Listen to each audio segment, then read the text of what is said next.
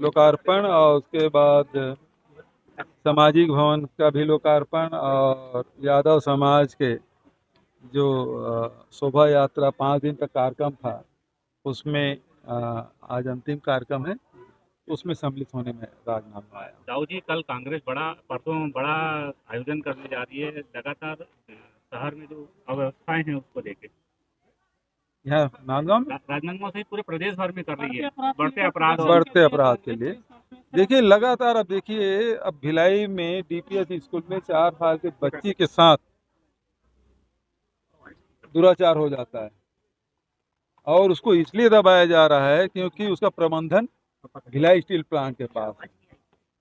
Executive director उसके chairman है और ये भी सुनने में आ रहा है कि जिला पुलिस जो है वो रायपुर के दबाव में, और इस कारण से इस मामले को दबाया जा रहा है। उसी प्रकार से आए दिन आप देखेंगे, कल ही राजधानी में अंतर्राज्यीय बस स्टैंड में गैंगरेप हो रहा है,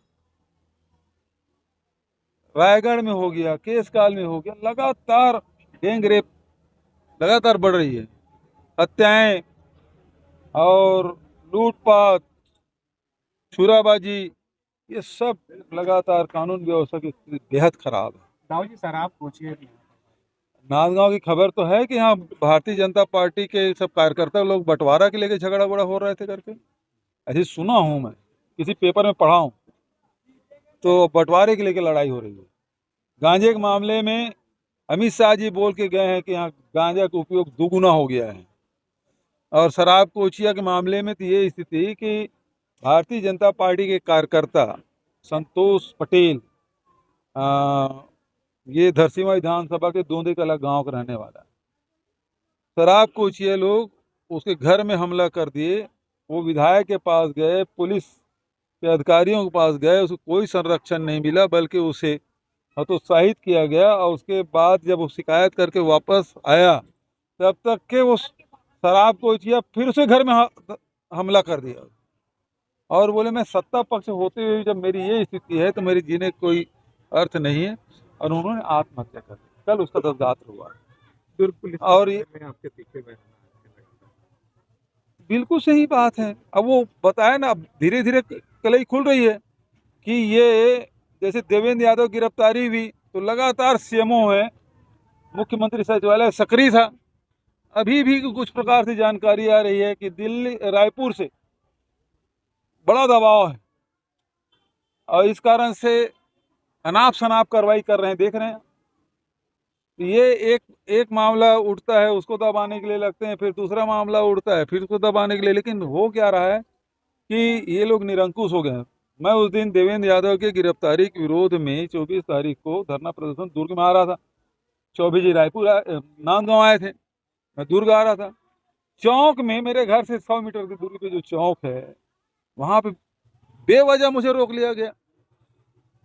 उस पर कार्रवाई तो नहीं किए, बल्कि हम लोग, हमारे कार्यकर्ता जो उनके विरोध में गिरफ्तारी की मांग करने के लिए गए थे, उस पे एफआईआर दर्ज हो गया।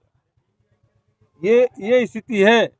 ये वहां के दबाव में, रायपुर वालों के दबाव में सब कुछ हो रहा है। दाऊ जी को आपने गुंडा कहा है, तो है ही ना, तो मैंने बताया, पत्रकारों को धमकी दे रही जी। यदि डीपीएस में घटना घटी और उसको मीडिया में छापा, सबसे पहले तो मीडिया वाले छापते, चाहे उनकी जानकारी में आए तो छापते, तो हम लोग को पता चलता है, हम लोग जानकारी देते मीडिया में छपता है। तो वहाँ मीडिया में छपा, इलेक्ट्रॉनिक मीडिया में भी चला है और सोशल मतलब प्रिंट मीडिया में भी छपा। दाऊ जी जैसे और रुक जाओ, उसके बाद वो मीडिया वालों को सरेआम धमकाना शुरू कर दी, मैं कार्रवाई करूंगा और इस प्रकार से गलत सलत आप समाचार ना छापें।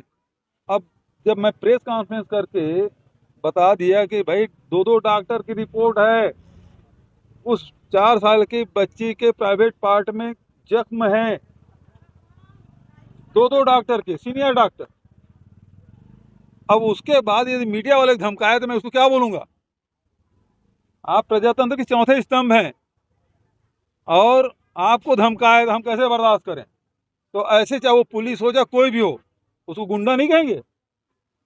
इसलिए गुंडा काम। देखिए ये तो छत्तीसगढ़ है वो अपराधगढ़ बन गया है, और ये शराब माफिया, ये पैसे का बंटवारा हो रहा है, पैसे का झगड़ा हो रहा है, चाहे शराब में हो, चाहे वो रेत में हो, चाहे खदान में हो, सब जगह झगड़ा यही है, पैसा पैसा पैसा। हाँ, सबसे बड़ा रुपया। हाँ।